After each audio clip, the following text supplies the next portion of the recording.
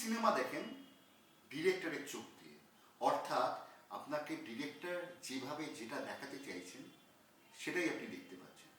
কিন্তু আপনি জানেন ডিরেক্টরের চোখ কি? ঠিকই ভাবছেন, একটা ক্যামেরা হলো ডিরেক্টরের চোখ।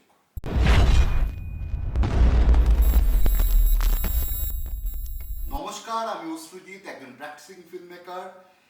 এই চ্যানেলে আমি ফিল্ম মেকিংয়ের যাবতীয় খুঁটিনাটি নিয়ে একটি শো করছি এবং এটি আরেকটি এপিসোড। এর আগে আমরা দেখেছি যে একটি সিনেমা করতে গেলে কি কি পদ্ধতি আমাদের অনুসরণ করতে হয় এবং কিভাবে স্ক্রিপ্ট লিখতে হয়, কিভাবে গল্প লিখতে হয়। আর আজকে আমরা আলোচনা করব ক্যামেরা নিয়ে। এই ক্যামেরা নিয়ে আমাদের একাধিক এপিসোড হবে। আজকে প্রথম ক্যামেরা নিয়ে যে এপিসোডটি হবে সেখানে একটি ক্যামেরার বেসিক কি কি জিনিস আছে, কি কি এলিমেন্ট আছে সেগুলো নিয়ে আমরা আলোচনা করব, যাতে করে আপনার একটি ক্যামেরা সম্বন্ধে ভালো ধারণা তৈরি হয়। প্রথমেই বলে রাখি, ক্যামেরা হচ্ছে একটা ইনস্ট্রুমেন্ট, আবার কথাটায় জোর দিচ্ছি, একটা ইনস্ট্রুমেন্ট যার মাধ্যমে একজন ডিরেক্টর বা আপনি আপনার দর্শককে কি দেখাতে চাইছেন সেটাকে ক্যাপচার করছেন। ক্যামেরা কিন্তু একটি টেকনিক্যাল ইনস্ট্রুমেন্ট, তার বাইরে কিচ্ছু না। হ্যাঁ, আমি সিনেমার পরিভাষায় বলতে পারি যে ক্যামেরা হচ্ছে আপনার চোখ।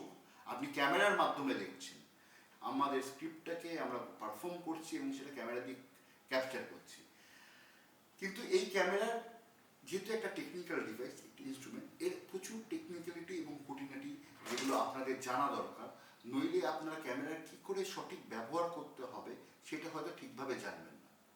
আপনি যখন ফিল্মের কাজ করবেন সেটা একটা ডিএসএলআরেও করতে পারেন, একটা মোবাইলেও করতে পারেন, একটা সিনে ক্যামেরাতেও শ্যুট করতে পারেন। কিন্তু সব ক্যামেরাতেই তিনটে বেসিক এলিমেন্ট আছে। প্রথমটা হচ্ছে আইএসও, 2 নম্বর হচ্ছে অ্যাপারচার এবং 3 নম্বর হচ্ছে শাটার স্পিড। এবার আমরা একটু জেনে নিই আইএসওটা কি। যে কোনো ডিজিটাল ক্যামেরার একটা সেন্সার থাকে, অর্থাৎ লাইট যেটা রিসিভ করছে ক্যামেরাটা, সে কতটা ইন্টেন্সিটিটা বা কতটা সেন্সিটিভিটিতে সে রিসিভ করছে তার একটা মাপ থাকে। আইএসও হচ্ছে সেই মাপটাকে বোঝাবার ইউনিট।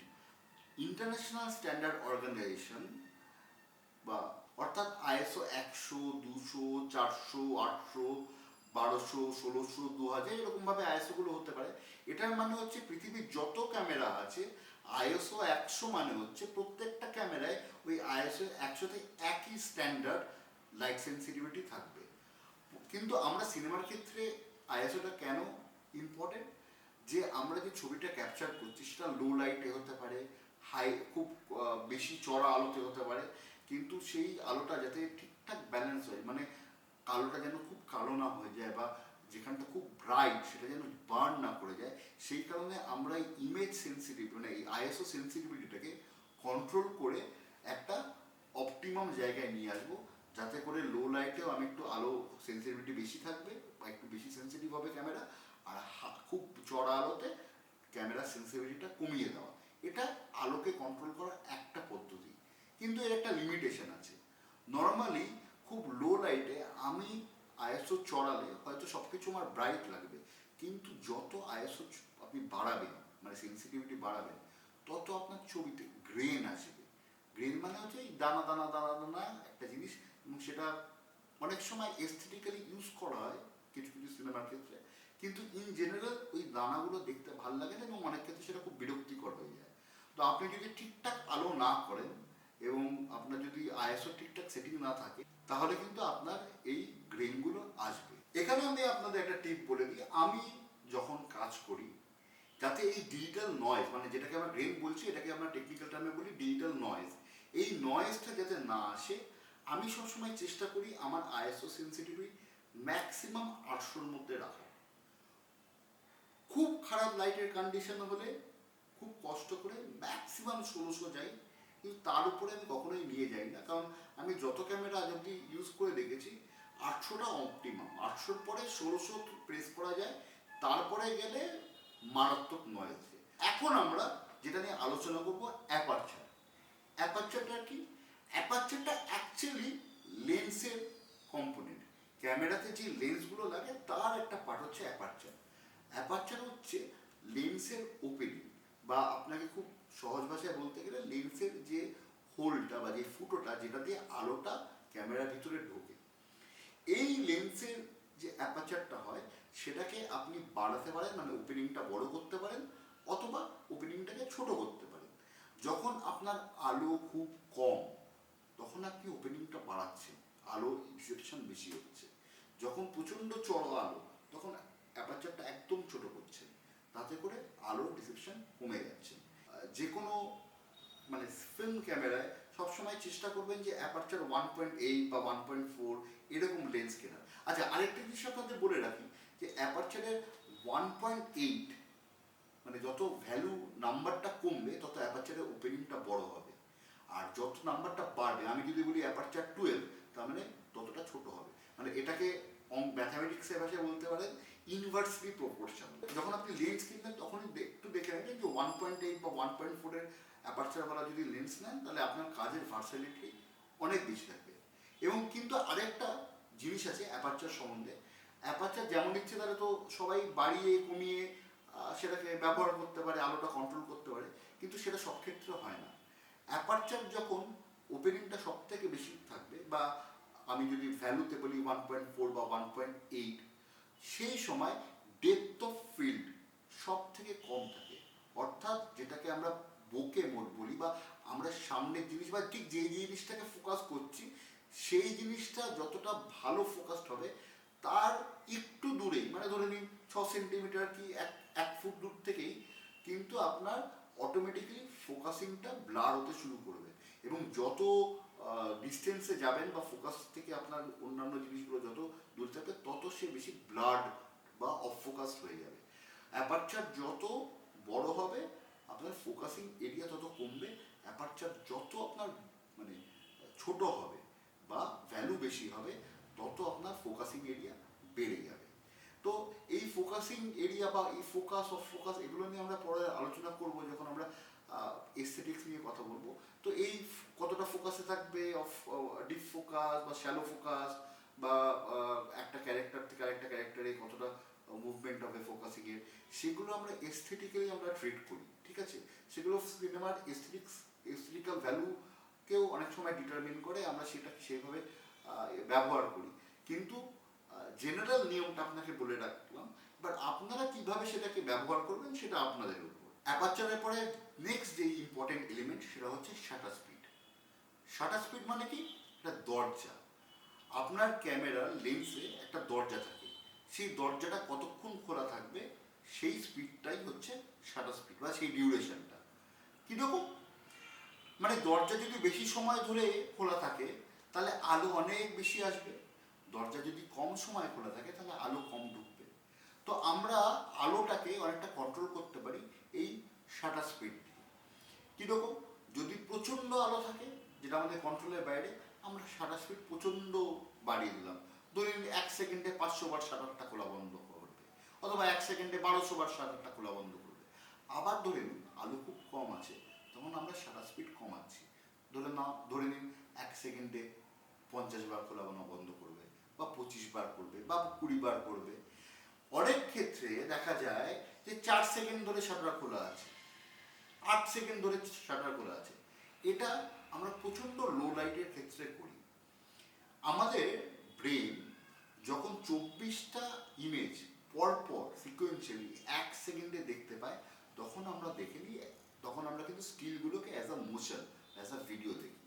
আমাদের ফিল্ম মেকিংয়ের ক্যামেরাও কিন্তু এই লজিকেই ইমেজ ক্যাপচার করে। এবার আমি যদি খুব শাটার স্পিড স্লো রাখি, মানে ধরে নিন 1 সেকেন্ড ধরে শাটার খুলে আছে, বা 2 সেকেন্ড বা 4 সেকেন্ড বা 8 সেকেন্ড বা 30 সেকেন্ড, এটা খুব লো লাইট ক্ষেত্রে হয়। কিন্তু সেখানে একটা প্রবলেম হয়। প্রবলেমটা কি? যখনই ক্যারেক্টারটাকে আমি কোনো মুভ করাচ্ছি বা ক্যারেক্টারের মুভমেন্ট আছে, তার কিন্তু একটা ট্রেল আপনি দেখতে পারবেন। অর্থাৎ একটা ক্যারেক্টার যদি দৌড়োয় তাহলে তার যে মেন ইমেজটা তার পিছনে একটা আবছা আবছা আবছা আবছা একটা ইমেজ থেকে যাবে, এটাকে বলছি ট্রেল। এটা অনেক সময় সিনেমেটিক্যালি একটা এফেক্ট হিসেবে আমরা ব্যবহার করি, অনেক ক্ষেত্রে দেখতে ভালো লাগে। আসলে আমরা বলছিলাম যে ব্রেন 24টা ছবি দেখতে পায়, তো আমরাও সেই ক্যালকুলেশনে 1/25 আমরা লোয়েস্ট স্পিড যেখানে আমরা শ্যুট করি, কোনো ট্রেল এফেক্ট ছাড়া। নর্মালি 1/50, 1/25, 1/100 এরকম স্পিড আমরা শাটার স্পিড রাখি, বা খুব আলো বেশি হয়ে গেলে তখন হয়তো শাটার স্পিড 1000 অব্দিও আমরা যেতে পারি, কিন্তু আমরা আইডিয়ালি 1/50 বা 1/25 বা 1/100 আমরা শ্যুট করব। এবার যদি আমি 1 সেকেন্ডে 12টা ফ্রেম পরপর চালাই, কি মনে হবে? ফাস্ট হয়ে যাবে। এটাকে বলা হয় ফাস্ট মোশন। মানে আমি যদি ক্যামেরা সেটিংয়ে 1 সেকেন্ডে 12টা কি 10টা কি 15টা করে ফ্রেম মানে শ্যুট করি, যখন আমি প্লে করব তখন তো 1 সেকেন্ডে 25 ফ্রেম বা 24 ফ্রেমে প্লে হবে। সেই কারণে ওই ইমেজগুলো খুব তাড়াতাড়ি চলে যেতে থাকবে। সেই কারণে যে মোশনটা তৈরি হবে, যেটাকে আমরা নর্মালি ফাস্ট মোশন হিসেবে দেখি, সেটা হচ্ছে সেই ফাস্ট মোশনটা ক্রিয়েট হবে। আর আরেকটা জিনিস হচ্ছে, যদি আমি এবার ইমেজ ক্যাপচার রেটটা প্রচণ্ড বাড়িয়ে দিই, মানে নর্মালি আমরা 25-এ করছি, সেটা যদি 50 হয়, 100 হয়, 200 হয়, 240 হয়, তখন আমি যখন 25 ফ্রেমস পার সেকেন্ডে প্লে ব্যাক করছি, তখন কিন্তু ওই জিনিসটা পুরোটা স্লো মোশন হিসেবে মুভ করতে শুরু করবে, একটা স্লো মোশন এফেক্ট তৈরি হবে। তো এইটা পুরোটাই এস্থেটিক্সের উপরে আপনি কিভাবে ট্রিট করতে চাইছেন তার উপরে ডিপেন্ড করছে যে আপনি কোন স্পিডে শ্যুট করবেন। নর্মালি আমরা যখন ভিডিওতে কাজ করি তখন 1/25 বা 25 ফ্রেমস পার সেকেন্ডে আমরা শ্যুট করি। এবার প্রশ্ন হলো, কেন 25 ফ্রেমস পার সেকেন্ড? সিনেমা যখন শ্যুট হতো ফিল্মে, মানে অ্যানালগে, তখন কিন্তু শ্যুট হতো 24 ফ্রেমস পার সেকেন্ড। কিন্তু আমরা যখন ভিডিও মানে ডিজিটাল ক্যামেরা ইউজ করি, তখন আমরা 25 ফ্রেমস পার সেকেন্ড শ্যুট করা হয়। এটা নিয়ে অনেকে ডিবেট আছে। কেউ কেউ মনে করে এখনও 24 এফপিএসেই শ্যুট করা উচিত, আবার কেউ কেউ মনে করে 25 এফপিএসে শ্যুট করা উচিত। আবার আমেরিকাতে সেটা শ্যুট হয় 30 এফপিএসে। এটার একটা লজিক আছে। লজিকটা হলো, আমরা ডিজিটাল যে কোনো ইলেকট্রনিক ইনস্ট্রুমেন্ট আমরা ইলেকট্রিসিটির থ্রু দিয়ে চালাই। ইন্ডিয়াতে যে ইলেকট্রিসিটিটা ব্যবহার করা হয় তার ফ্রিকোয়েন্সি হচ্ছে 50 হার্টস। আমেরিকাতে যে ফ্রিকোয়েন্সিটা যায় সেটা হচ্ছে 60 হার্টস। সেই কারণে আমরা 25 এফপিএসে শ্যুট করি, আমেরিকাতে 30। আপনি দেখুন, একটা ডাইরেক্ট রিলেশন আছে। 50 ঠিক হাফ হচ্ছে 25, আর 60 ঠিক হাফ হচ্ছে 30। ইন্ডিয়া বা এশিয়া বা ইউরোপে যখন আমরা মানে এফপিএসগুলোকে চেঞ্জ করব, আমরা সব সময় মাল্টিপলস অফ 25-এ চেঞ্জগুলো করব। তাতে সুবিধা একটাই, অনেক সময় কি হয়, ডিজিটাল কিছু ব্যান্ড চলে আসে যদি ফ্রিকোয়েন্সি লেভেলগুলো ম্যাচ না করে। কারণ আমার আলোগুলো চলছে 50 হার্টসে, এবার ক্যামেরা যদি 24 এফপিএসে চলে, ওই ফ্রিকোয়েন্সির সাথে যখনই আমার ক্ল্যাশ করবে, দেখবেন অনেক সময় ফ্লিকার আসে ছবিতে, অনেক সময় এরকম লাইন আসতে পারে ছবিতে। এইগুলোকে বলা হয় ডিজিটাল ব্যান্ডিং। তো যখন আমরা মানে ডিজিটালে পুরোপুরি কাজ করছি, সবসময় এটা অ্যাডভাইসেবল যে আমরা 25 এফপিএসে করবো। তাহলে বিভিন্ন টেকনিক্যাল সমস্যা হওয়ার সম্ভাবনা সব থেকে। তাহলে আজকের আমরা ক্যামেরার একটা বেসিক ধারণা আপনাদের দিলাম। ক্যামেরা নিয়ে আমরা আরও এপিসোড করব। এর পরবর্তী এপিসোডগুলো অবশ্যই দেখতে থাকবেন, এবং আশা করছি আমার এই সিরিজটা দেখে আপনাদের অনেকটা উপকার হচ্ছে। আপনাদের ভালো লেগে থাকলে অবশ্যই সাবস্ক্রাইব করুন, লাইক করুন এবং শেয়ার করুন। এবং আপনাদের যদি কোনো প্রশ্ন থাকে, কোনো জিজ্ঞাসা থাকে, কোনো মন্তব্য থাকে, অবশ্যই কমেন্ট সেকশনে লিখে দিন, এবং আমরা যথাসম্ভব চেষ্টা করব যে আপনার সেই প্রশ্ন বা আপনার সেই কমেন্টের উত্তর দেওয়ার।